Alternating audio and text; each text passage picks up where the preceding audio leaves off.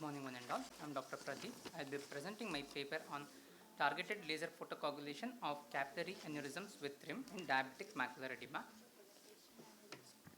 The microaneurysms are the earliest clinical findings of diabetic retinopathy, and the leaky microaneurysms contribute to DME. Aneurysms which are slightly larger than the typical microaneurysms are described in DME, and they are described as telangiectatic capillaries, capillary microaneurysms, and so on. It has been documented that they are better identified on ICG and infrared imaging. In this presentation, we will be discussing about the capillary aneurysms with a rim on color fundus photograph. Here we can see that there is an aneurysm with a rim around it. It is confirmed on OCT by the presence of a hyporeflective lumen and a hyperreflective rim. In a retrospective study, we noted that DME due to capillary aneurysms with rim responded poorly to anti-VEGF. The purpose of the study is to assess the efficacy of the targeted laser photocoagulation in management of DME secondary to these capillary aneurysms with rim. We included eyes with DME with associated presence of capillary aneurysms with rim within the macula. We included both treatment naive eyes and eyes which responded poorly to intravitreal agents. The focal laser setting used was 532 nanometer double frequency Nd:YAG laser was used from Iridex. The spot size was 50 to 100 micron based on the size of the aneurysm, and the endpoint was complete blanching of aneurysm. We identified these aneurysms on color fundus photograph, and we confirmed them on optical coherence tomography. The patients were followed every 4 weeks until the resolution of edema, and once the edema resolved, we followed them every 3 months. 10 eyes were included in the study. So I will be discussing each case. This is the case 1. This was treated earlier with bevacizumab with poor response to treatment. Here we can see that there is a capillary aneurysm with a white rim. 2 months after laser photocoagulation, we can see that there is shrinkage in the size and it's more white now. In OCT we can see that there was a complete obliteration of the lumen of this aneurysm, as we can see the presence of a homogeneous hyperreflectivity, and there was a complete resolution of macular edema by 2 months, and there was no recurrence till the last follow-up at 6 months.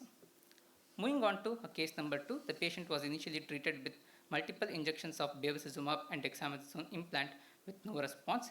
Here we can see that there is a large aneurysm with a white rim. 2 months after laser photocoagulation, we can see that this cavity is completely replaced by a homogeneous hyperreflectivity suggestive of obliteration, and there was a complete restoration of foveal contour. And there was no recurrence of macular edema till a last follow-up, which was 24 months. Based on the encouraging results in the other eye, the fellow eye of this patient was treated with focal laser. We can see that there is a complete obliteration of aneurysm and a complete resolution of macular edema 3 months after laser photocoagulation, and we can see that he had a recurrence after 18 months due to a development of a new capillary aneurysm with a rim. Moving on to case 4, here we can see that there is an aneurysm with a white rim and macular edema. 2 months after laser photocoagulation, the aneurysm was barely visible. In this patient, it was considered as a primary therapy based on the encouraging results from the previous cases. OCT shows a complete obliteration of the lumen with normalization of foveal contour. There was no recurrence till 6 months follow-up.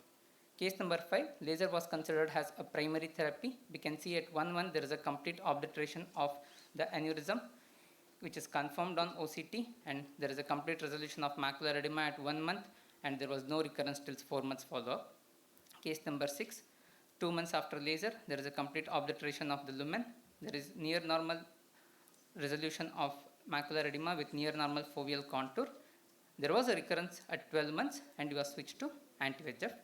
Case number 7, there is a complete obliteration of aneurysm, but the SRF is resolved, but the IRF is still persistent.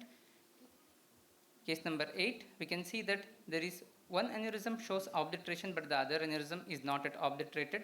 There is a resolution of NSD, but the IRF is persistent.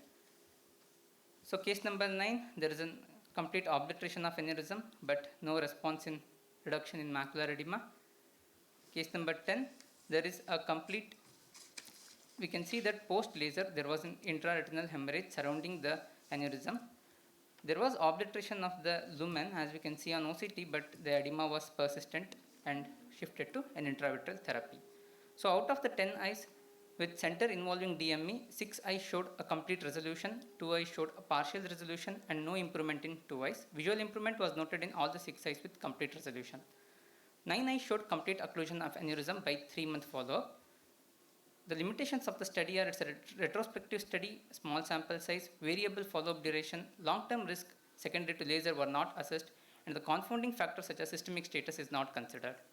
To summarize, the capillary aneurysms with rim are seen in DME. It may be associated with poor response to intravitreal pharmacotherapy. It can be better identified on color photograph and confirmed by OCT in contrast to the previously described ICG or infrared imaging. Targeted laser photocoagulation results in good response in at least half of the cases.